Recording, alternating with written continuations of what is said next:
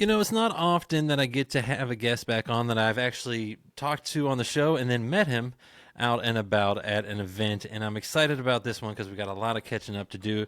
His most recent single, Tradition, is out on all the players that you can go listen. And his documentary, Ladder to the Sky, A Hunt's the Healing Story, is out now as well. Let's welcome in singer-songwriter Drake White. Hello, How you doing, man?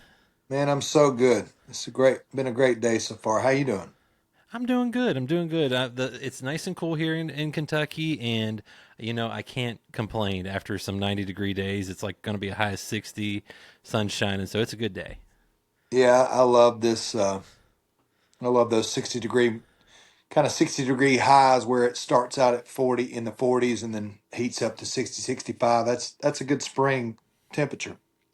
I agree, and this is our second time having you on the show. We had you back on in episode 200 back in August of 2024. Then I ran into you about a month later at the Kentucky Bourbon Festival, where you were there with your whiskey and got to chat with you. And now you're Yeah, back here on episode 279. So I got to still ask, even though I think I might know what your go-to drink is, but maybe not. What's your go-to drink these days? it's Four Roses. Four Roses is still it. I mean, it's what we get on the rider every night, and it's just that with most of the time it's neat, but sometimes it's three or four ice cubes and some Four Roses. I like the single barrel Four Roses. I like the small batch stuff, but most of the time it's just the regular Four Roses.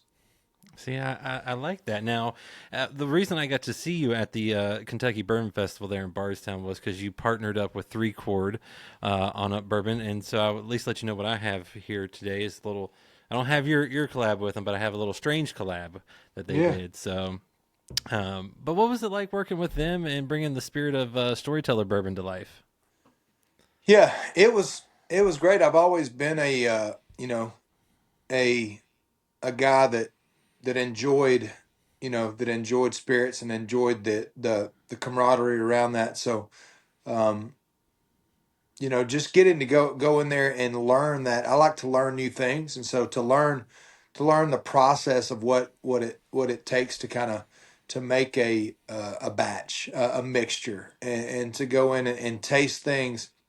Um, Kind of lock the world outside and use your own taste buds. I was very adamant on um, on not knowing what anything was and just strictly using tests like blind taste test of what the nose felt like, what the body felt like, learning what the finish, learning what all those terms meant, learning what I was looking for, and what I would explain things like, it tastes like medicine at the end, so I'm not sure.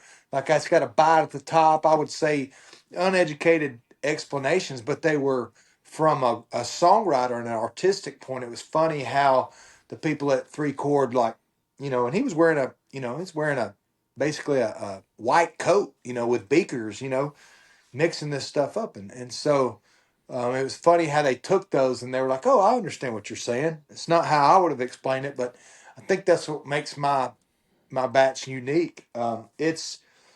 I didn't go in and say, oh, well, I really like Four Roses, and him go, okay, let me pick some out. Nope, none of that. It was all right off the, the tip of the tongue. It was like, what do you taste? What do you enjoy? What do you like? And why do you like it? So that was a cool experience.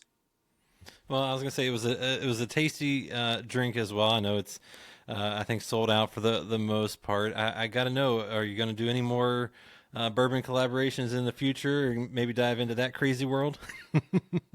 Yeah, I mean, I really like, um, we're going to do more with Three Chord, I believe. But yeah, it was just so much fun, and I think songwriting and just the verbiage of things like spirits and notes and the spirit of the storyteller is what we called this. And I mean, I love venturing into that, like the lubrication of the stories. the the WD-40 of the song, if you will, and like I like messing with phrases like that and things like that. So and I mean, I'm a I'm a partaker. I'm a whiskey drinker. Um, I enjoy it. I've got a little boy now. I enjoy it around a fire. I really enjoy fireside, wood, splitting the wood, building the fire, and I enjoy that. I enjoy a story, and I don't think AI can replicate um, the power of a couple of people sitting around a fire and telling a story. It was the world's first social media. When the cavemen would come back to the fire and say, "We saw some buffalo over here, or we saw some game over here," or you know, it was the first place that social media happened. It was social media, and that's that's interesting to me. Well, and you love telling good stories as well, and just the experiences that you have. And I'll never forget when we were talking in the media tent. You said there was one way you always some guy had told you about it, and you kept trying it. A unique way that you've enjoyed your bourbon. You said you enjoy it neat. A couple ice cubes. Do you still throw in that frozen Werther's in there every now and then? Oh, I'm so glad you remember that. Yeah, I mean, I like.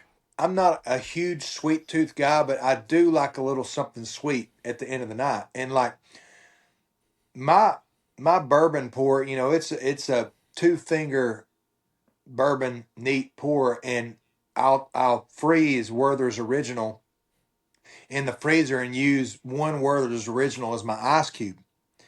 And I can't remember who told me that, but it it satisfies that sweet tooth, and just one drink. It's my one drink a night, or one drink every 2 nights, whatever.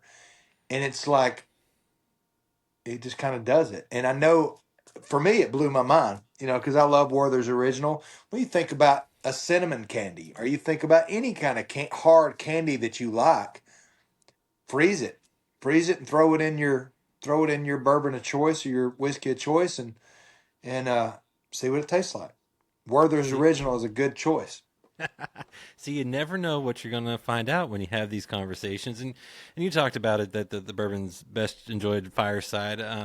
I'm curious, you're staying busy these days. How often are you getting to enjoy the bourbon by the fireside and relax? A good bit here lately. I mean, these spring evenings are perfect for, uh, as you just mentioned in Kentucky, they're perfect for a fire, so you build a little fire in your fire pit out back that, I've got about three of them.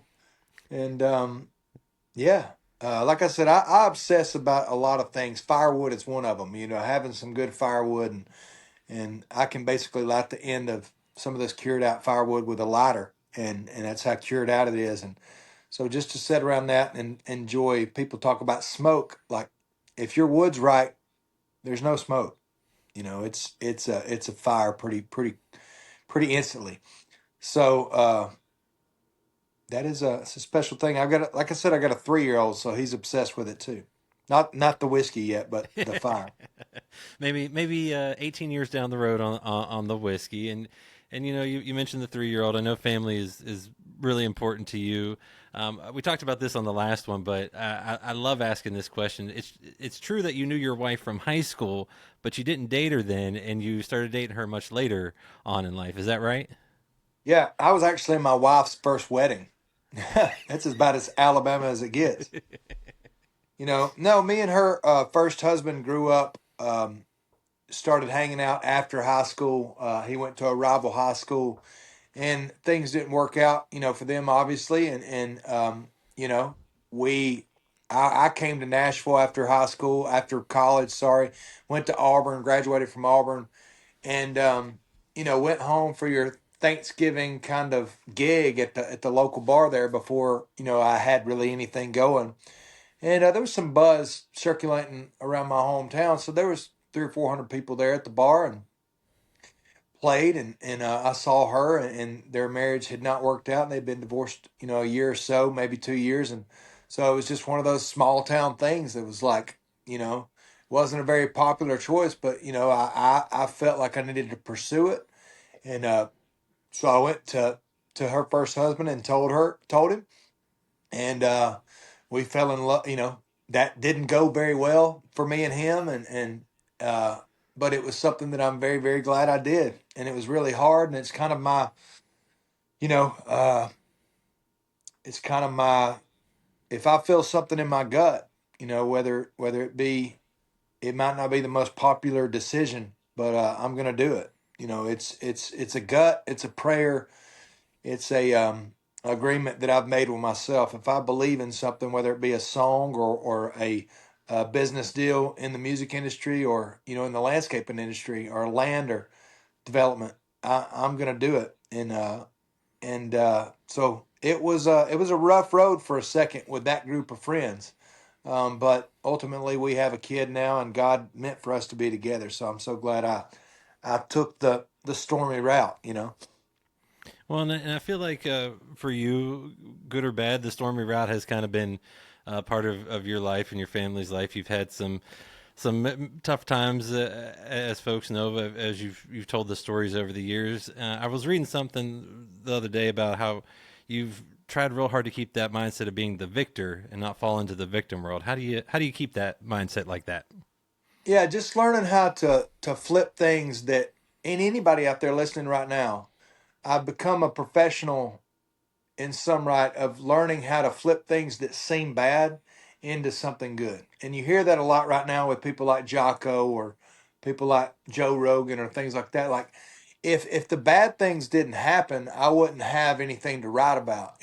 I would just be, you know, writing, Pharrell's happy all the time, and it is those bad things that develop your character. You remember the losses, you don't really remember the wins. So I think going through the stroke, going through infertility, going through losing a baby, going through watching my wife develop paralysis and almost dying, going through um, COVID, taking two of my grandparents, going through drop record deals, going through, the proverbial flat tires. That's what's taught me how to change a tire really fast and get back on the road, and really it's what's made me me, and realize that for my 3-year-old I can go, dude, it's going to be all right. Let me show you. Let me, how I know it's going to be all right? Because I experienced this right here, right back here, and I love that.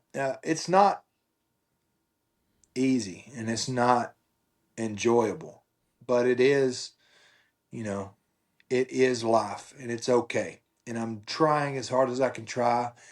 And man, lead with love. It truly is about love. It doesn't matter if you're making whiskey or writing a song, if you're pulling somebody out of a ditch, or if you have to stick your heels in the ground and fight for something, like marrying your, being in your first, being in your wife's first wedding.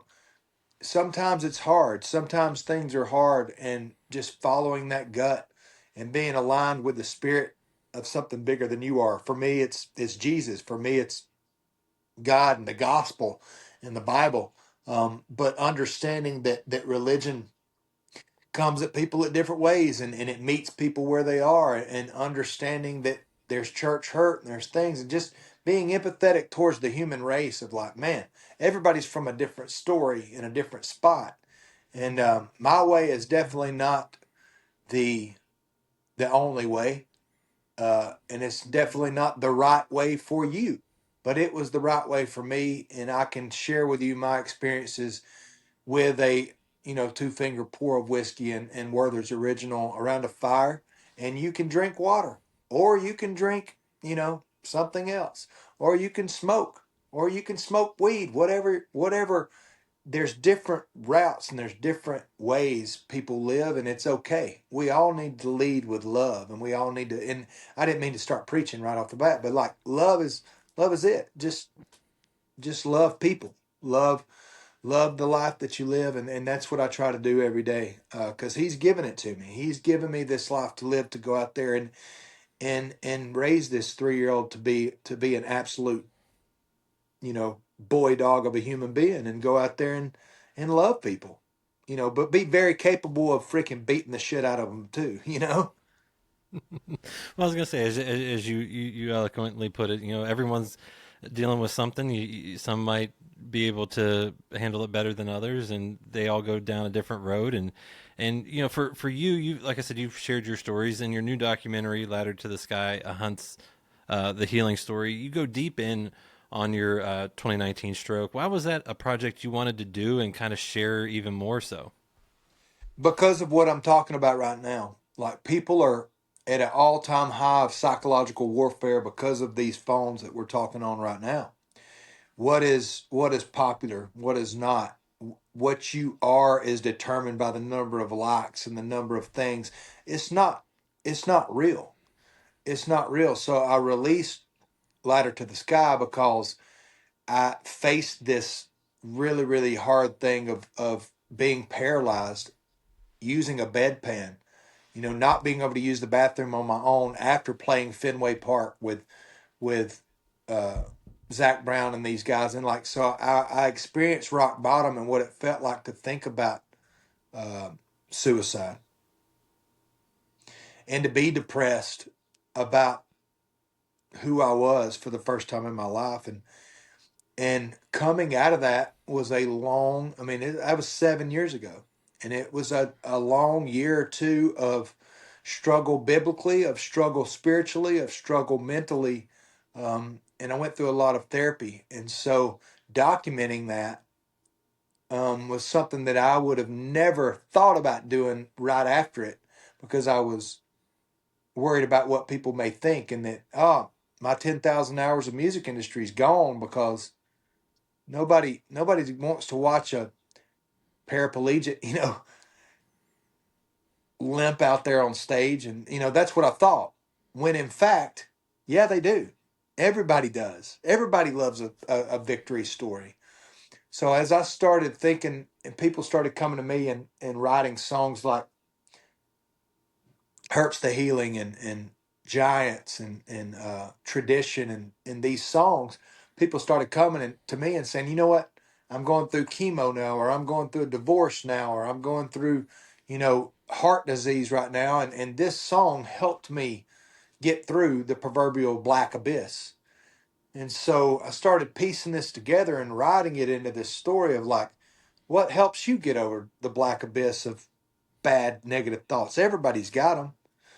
Well, I saw this deer, on a trail camera behind my house, and the Lord knows how He can get me. It's a good story, a good whiskey, music, and a deer. And so that deer put a fuse, you know, put a just a just put a urge in my heart to go pursue it and be a hunter again. And I was in a wheelchair.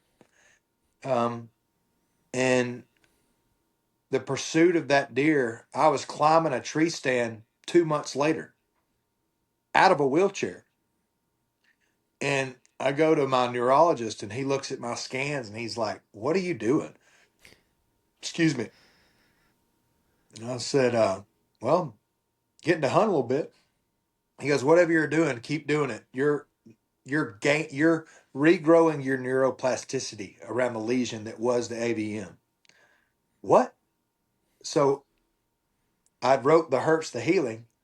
So maybe I can create this the Hunts the Healing and go on these adventures and these Lewis and Clark type things that I, you know, dreamed about when I was a little boy. Let's go to Africa. Let's go to Illinois. Let's go to Wisconsin. Let's go to Alaska. And let's bring people into this fold of the primal thought that we are hunters. Because I was born a hunter. That's what I was. And now I've got scientific proof that I'm regrowing neuroelasticity because I found a purpose in waking up at before daylight and chasing this deer. So let's tell that story with a Werther's original and some whiskey around a fire.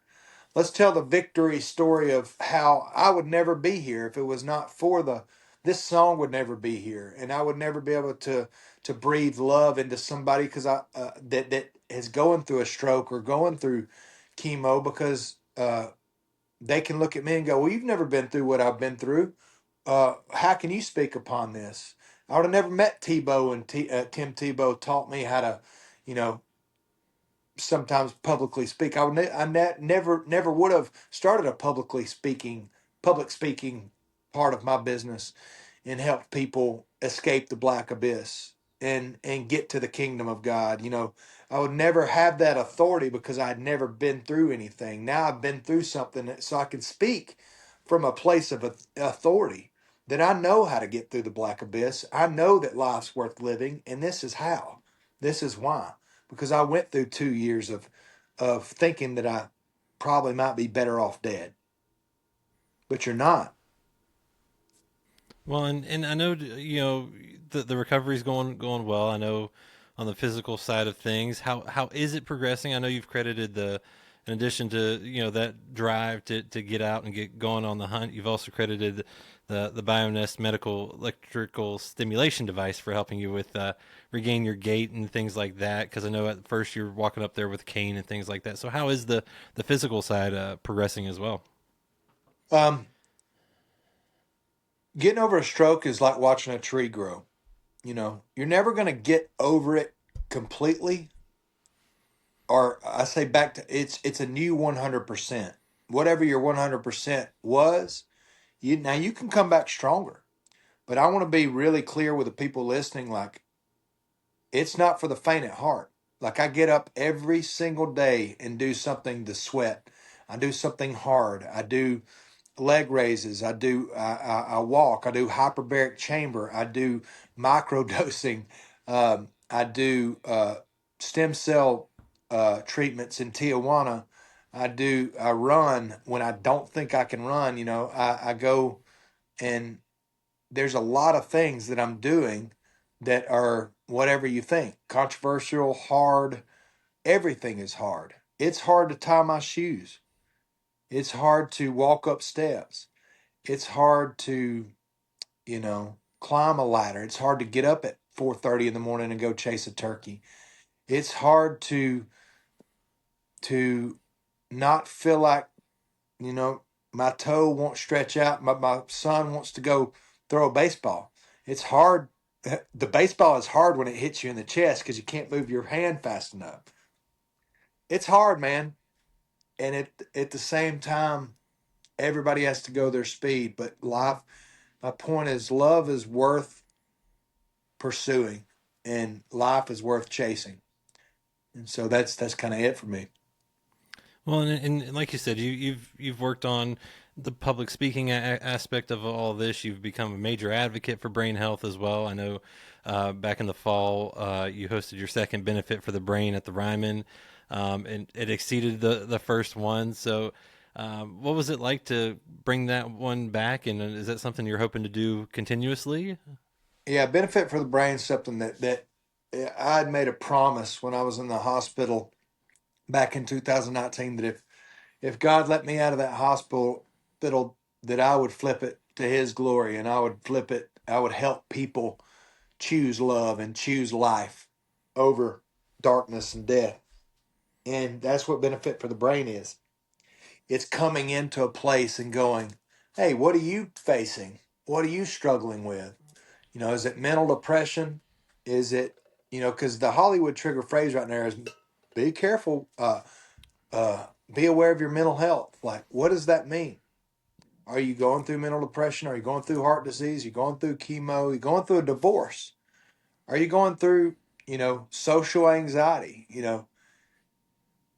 What are you eating? You know, who is your proximity? Who are you choosing to hang around? And so benefit for the brain is, me, Riley Green, Jamie Johnson, John Party. We all come, Randy Owen and Randy Hauser both. We all come into the Ryman, and I just tell people my story. I say, yeah, I went to Tijuana and got a stem cell treatment, and it was a risk. But you'll do a lot of things when you can't walk and you got a 3-year-old that you got to chase, you know. And I prayed about that and I thought about that. And so becoming your own advocate, here's how got around the insurance company on these eight, not got around them, but here's how I paid for it. And here's how I got insurance to pay for it. And here's how disability worked for me. So you see what I'm talking about? This plethora of information comes in and people go, they're in the, you know, they're in the stands of the Ryman and they're like, I've never heard of Ibogaine. I've never heard of stem cell treatment. I've never heard of Bioness. Maybe I have hope. Maybe my Uncle Carl's brothers, sisters, dogs, husbands, maybe they have hope. That's all this is. That's all it's about. It gives me so much joy. And now I understand why I went through the stroke, which is that's amazing because I didn't understand for a long time when I was using a bedpan, but time told, and I kept my discipline on the promises that I was going to do something good if he let me out of it. So, um, you know, the proverbial fireside chats with people now is growing. Um, the shows are growing, the platform is growing, the music is growing, and it's growing with a stronger foundation of experience. So the songs are a little deeper than the bathtub. It's not all about drinking and sunshine and bikinis and tan legs, which I like those songs. I love all that stuff. And, I think most people do. But when shit hits the fan and you got something to go through, here's how I got through it. But hey, here's a boat over here too. Let's go on a boat ride if you want to. Sometimes that's the best mental therapy there is. Not with whiskey, but you know what I mean. Well, and in addition to kind of giving that hope, you also it's got three pillars. I know that the benefit supports veterans with PTSD, children's brain health, and stroke recovery. Why was it kind of something you kind of wanted to do the full picture of everything for benefit for the brain? It was a it was a spiritual idea that kind of God gave me. Um, the brain is such a complex thing. We know more about the ocean than we do about our brain. Maybe 10%. And you know, nothing nothing gets to me like a story of a child that's you know born with these brain issues and they're having to fight through them. You know, so giving them hope in a world that says you're different or you're weird or you're not going to be able to do this.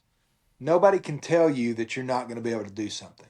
And that's my message to them. So I wanted the child aspect of it because there's nothing more innocent, nothing more angelic, nothing more closer to God than a child.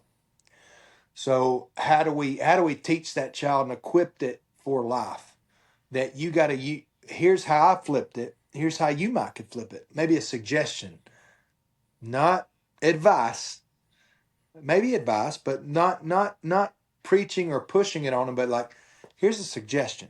What if you can't use your left hand, but it makes your right hand strong, and you develop this whole new thing of you know mechanism that helps people with disabilities. You know, the creative vets thing is, I grew up around great soldiers. My grandfather, my uncle. I graduated at 2002 when 9/11 happened, and so the American pride, the pride of this country, and what this country stands on, and the gauntlet that it's been through just in the last 5 years is very apparent to me. Um, and so taking care of those veterans that have been thrown to the wayside and showing them that there are alternative, you know, measures. I've lost so many buddies to suicide, you know, and I don't know the numbers right off the hand, but right off my head, but um, that's a big deal to me, the creative vets world, you know. So that's the two things: kids, creative vets, and then alternative. My buddy Ed Clay at CPI. You know, there's so many lies around. Oh, they kill babies and get the stem cells out of the umbilical cord. That's not true at all. The umbilical cord is donated 98% of the time to these companies, from a kid, and they get the stem cells out of that. And then you have to be in Mexico because it's not legal in the US because, quite frankly, it heals you. It's a very healing thing. And I know I'm blazing through a lot of controversial stuff, but I'm living proof, man. I'm getting feeling back in this hand, and I'm walking because I've pushed through all the boundaries and followed the spirit on what I should and shouldn't do. And my buddy Ed Clay at CPI over there is changing some lives with uh, with his stem cell research, and so that's the third arm of it. Kind of the and the Ibogaine bill just got passed in the state of Tennessee last week. Well, Ricky and uh, my buddy Tom, Navy SEAL, came in and spoke. That was one of the speakers at this last one. So Benefit for the Brain is a very, very unique event where it is a show, it is music, but it's like we're all battling something. The battle, a night dedicated to the battle between our ears. And what a better way to break down the gate that that me and you have between our ears than music, man. You can break down a lot of walls with just a good song, a good story. You know, you add whiskey to that, you you broke a lot of walls down, or not. You know, some of these people don't need to be drinking whiskey if they got a brain injury, but you get what I'm saying. Absolutely. And speaking of that music thing, last time when we talked, you were in the midst of getting ready to put out Low Country High Road, which you dropped in late 2024. And at the time, you said that was a celebration of joy and gratitude. Your most recent single was Tradition that you released back in November. And it kind of feels perfect for your country soul, singing. What was the inspiration behind writing that one with Kelly Archer and Justin Ebach on Tradition? Man, it's exactly what we've just been talking about it. Hunting, fireside. It's literally traditions. I'm obsessed with making traditions with friends and family because we are but a vapor, is what the gospel says. We're here, if we're lucky, 75 years. That's 900 full moons. That's 28,000 and some odd hours. So the idea of going on this ski trip, you know, every December with a group of buddies, or going on taking you and your wife to, you know, Florida on July the 4th and your family. Making a tradition of hunting. That's why I love hunting, and sharing these skills with your younger generations, telling these stories and not just trusting the phone, like but verbalizing these stories pupil to pupil, man to man. Uh, that's what tradition is about for me. It says chasing whitetail through the fresh fall leaves. Grandma's catfish recipe. Yeah, that's my religion. Eagle football. I graduated from Hoax Bluff High School, the Eagles. Eagle football on Friday night. Muddy water baptize. It's a cold beer and river fishing, a repetition of a way of living. I'm just keeping alive tradition. You know, it's that repetition of the right way, the right choice, making the right choice, the choice to love, the choice to teach my little boy how to fish. You know, the choice to not drink the third or fourth whiskey, the choice to make the whiskey even though the crazy people in the Baptist church tell you not to. I don't care. Like this, this is controversial as it gets, but the whiskey to me, like the balance of those two, is way healthier than all the way far right crap of no, I can't have any of it, and then you want it so bad because you're human. No, you can have a drinker. You can have a drink or two, and you can do that responsibly. You can kill a deer or two, and you can do that responsibly. You can love, and you can do that responsibly. You can live responsibly and live righteously, and all at the same time. It's the balance that Jesus put out there a long time ago. Balance it all together, wrap it up, and that is tradition, for me. Do Well, away man, with the, you know, do away with the judgment. well, it's a fantastic song. Like you said, it's with the storytelling of your music, you get transported into different places and different times. I feel like in each person's life that hears it. Another song you released in 2025 was "Nights on Fire," which could be described as a little boundary breaking. How did that one come to be? Well, I mean, that's your 17-year-old romanticized love song, trying to find a place to park with your teenage girlfriend. And the Coosa River was it for me. Growing up in Northeast Alabama, trying to find a place to park on Friday night after your meal at Applebee's, starting a fire and being that 17-year-old like ambitious uh love where you're so in love, you feel like you're floating, and that's it. And you also did something I loved, a project called "Scattered, Smothered, and Covered." Why'd you want to do something like that and kind of put out those three songs? Just because I'm always making stuff and I love Waffle House, you Who know. doesn't? Who doesn't? Yeah, I mean it's like it's the best. So the idea came to me just literally at a Waffle House one night after a show. I was like, that's how I take my hash browns, and I just wanted to do. I liked this Billie Eilish song. Was like my all these young girls and my nephews were like 15 and 16. They were listening to Billie Eilish, and I was like, you know, listening to it, and I was like, this is not bad. Like I understand why billions of people are listening to it. And then I was like, it's really not my forte, but like then I heard Birds of a Feather. You ever listen to that song? You ever listen to the words of it? It's like really good. Really good. And her and Phineas did a great job. And then obviously Teddy Swims with Lose Control. That vocal run there, that I'm a huge fan of Stapleton. I'm a huge fan of singers. I'm a huge fan of Teddy Swims. So I wanted to try that vocal run, and I realized I was like, oh, I can put my own spin on this thing. So it was a little bit of ADD of like I want to go in and make some more music. I like Teddy Swims. The Billie Eilish thing was out of left field because uh, it is what it is. And then the Johnny Cash thing, I put my spin on that, and so it was very scattered, smothered, and covered.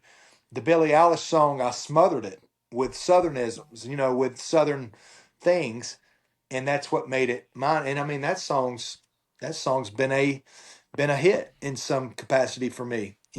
Just I mean, I've been playing it in front of Riley Green's crowds, and listen, Riley Green's got a bunch of 15 to 20-year-old girls going nuts in the front row. You break as an opener, you break out a Billie Eilish song. They look at it and they're like, I thought this was Cowboy Night. What? Ooh. And then you look at your algorithm, you look at your spike of that song after that night. It works because I followed that, ultimately, that gut thing, the same gut thing that made me marry my wife and choose the hard thing with her first husband. It was in my gut to go, man, I really like the words of this song. I'm going to record it. Scattered, smothered, and covered.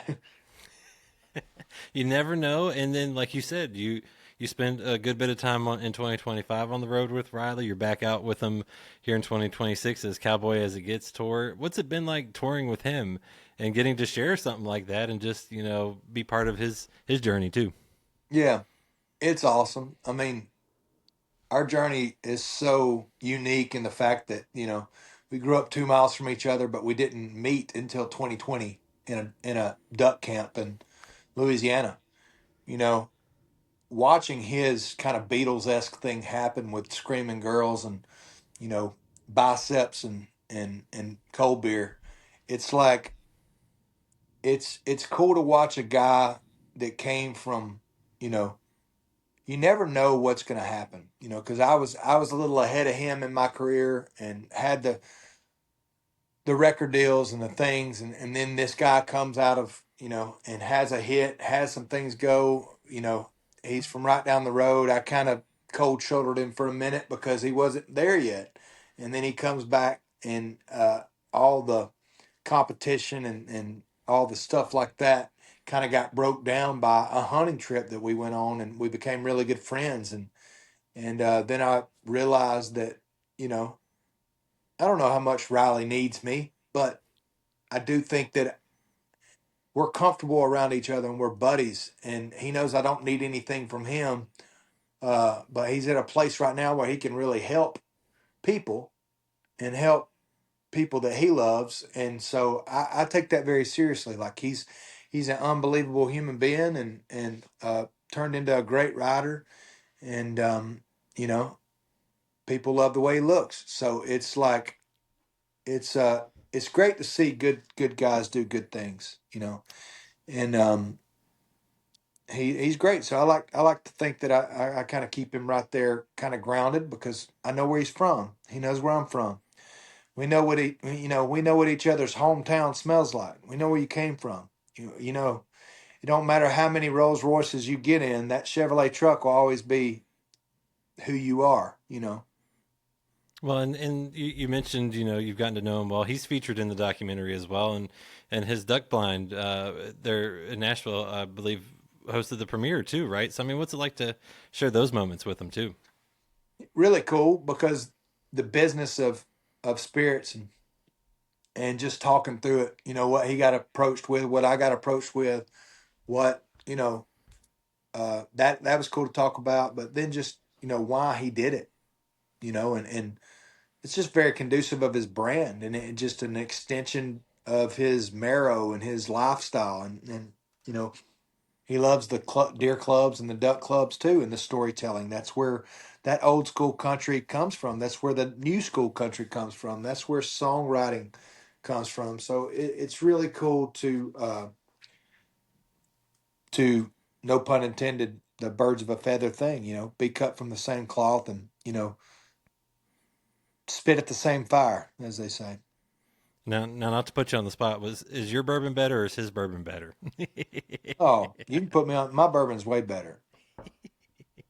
I But like it. but I mean, bourbon's subjective, just like music. You know, the sun feels different on my back than it does on your back. You know, I'll say that. Very true, very true. His Duck Club bourbon's not too shabby either, and you're out on, you're doing a lot of tour dates coming up. You're out there. What's the best part when you get to share these songs? Because it's one thing to write them and put them out. It's another to, as I say, bring them to life on stage. I mean, what's the best part about being out there these days?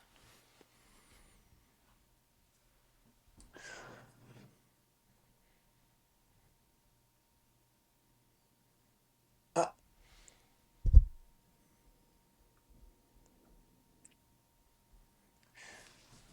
the best part, I think, is like having people come up after the show to the merch stand and say, you know what, man, this music helped me.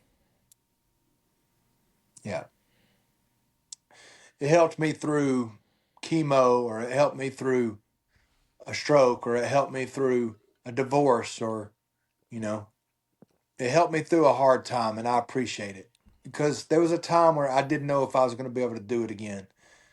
And those times are hard when you don't think you have anybody. And sometimes it takes a song or a, a melody or a riff, and it just breaks through that wall. And so that's my favorite part, is getting to be out there with, you know,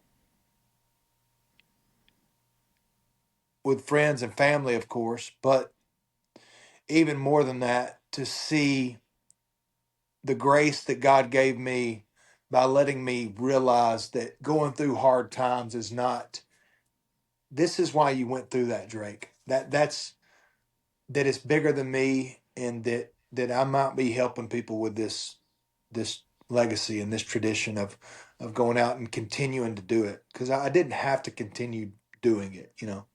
So seeing there was all of that stuff, is the hard times were not lost upon him and lost upon the fans and the people out there, there is a purpose to the pain.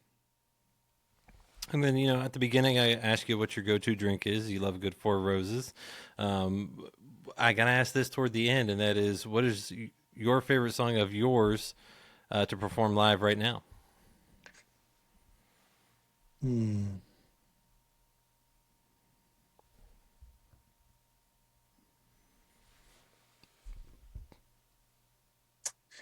It changes from night to night, you know. I think right now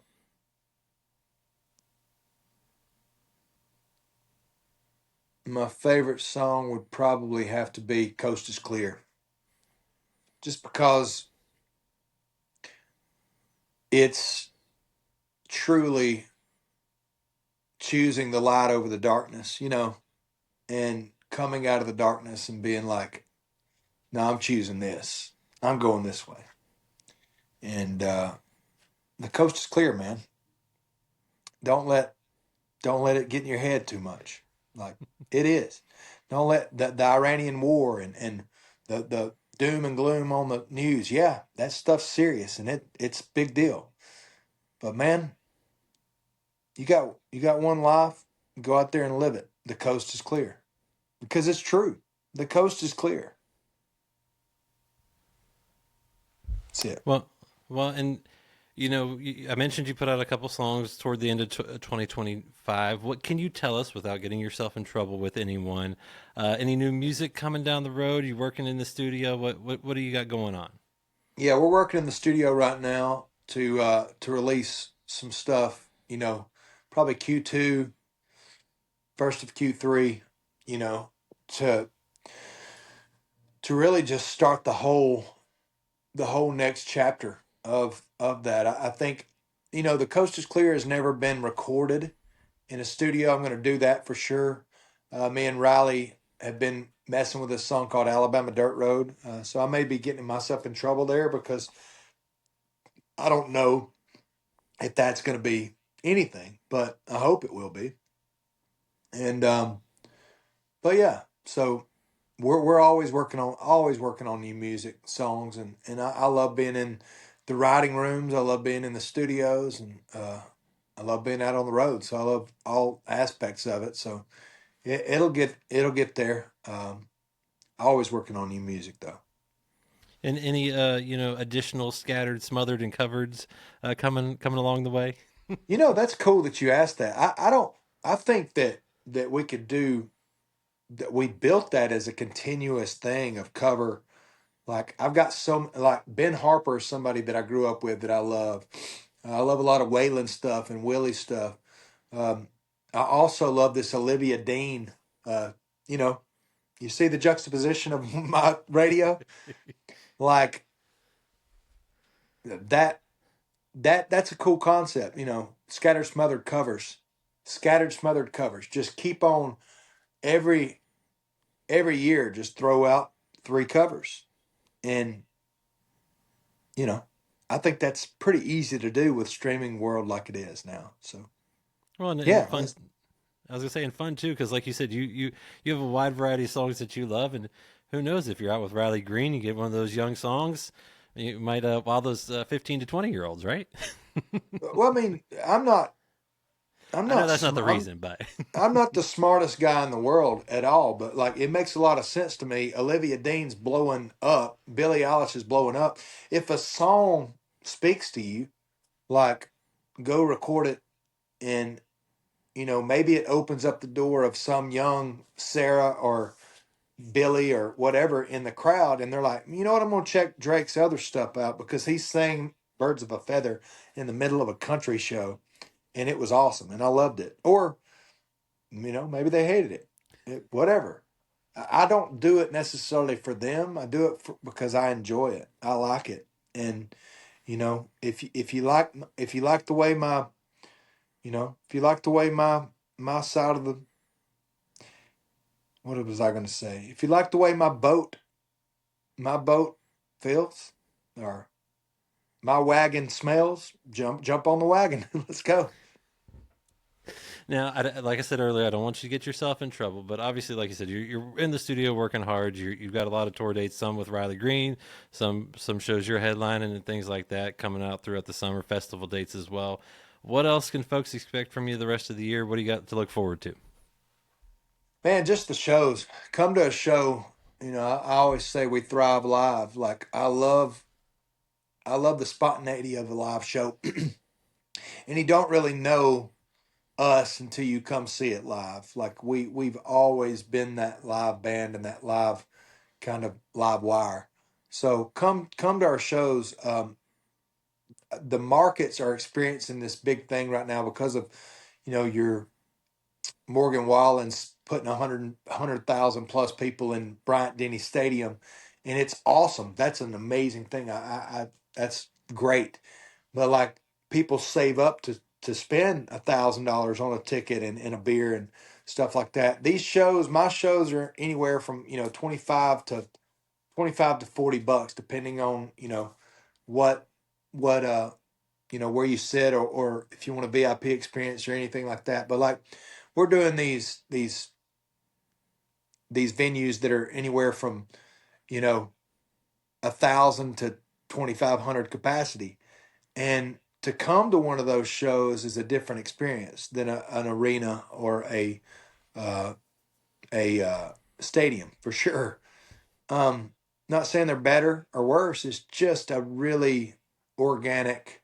That's an overused word, but it's a very what is it like You get that personal. connection, yeah. You get that connection thing, and like you said, you're close and you're there, and come to the shows. Support if it's not me. Support live music. Support Muscadine Bloodline, and support um, you know these guys, William Clark Greens, and um, you know, Caitlin Butts and these Brent Cobbs of the world. Go out there and see them in these bars and in these shows, uh, because it's those folks that are out there digging that they need it too. They need the $5 for a gallon for diesel too. Well, and I can attest, your show is amazing. Saw you at Manchester Music Hall in Lexington a while back, and it was fantastic. Saw many of those other folks that you've mentioned Yeah, up close and personal in small places, and it's intimate. You get to truly be part of the music, and I can't yeah. recommend it any more than We'll go check be them out. we'll be back in Manchester Music Hall um, really soon in Lexington. So that's coming up May sometime. So check that out and tell folks to get there if you will. Absolutely, absolutely. And Drake, man, thank you for sharing your story with me again. All the different things you've got going out, folks. If you haven't, give Tradition a listen, go down that rabbit hole. And if you have the time, check out the documentary Ladder to the Sky, Hunts the Healing Story. It's pretty powerful. And Drake, man, cheers. Cheers, man.